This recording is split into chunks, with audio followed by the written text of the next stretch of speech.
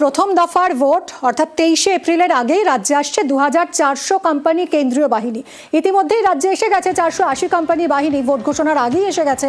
ভোটের আগে দফায় দফায় রাজ্যে প্রায় 2000 কোম্পানি কেন্দ্রীয় বাহিনী চলে আসবে।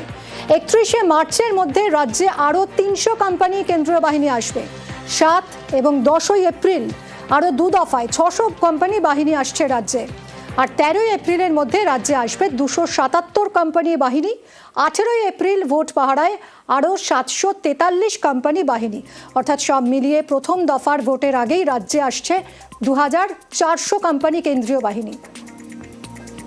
আর এই গোটা বিষয় নিয়ে কি বলেছেন বিরোধী দলনেতা শুভেন্দু অধিকারী, শুনুন। কেন্দ্রীয় বাহিনীর সংখ্যা নিয়ে আমি ইন্টারেস্টেড নয়, কেন্দ্রীয় বাহিনীর নিয়ন্ত্রণ কে করবে সেটা নিয়ে ইন্টারেস্টেড। কেন্দ্রীয় বাহিনীকে সঠিক ব্যবহারের আমি দাবি করি।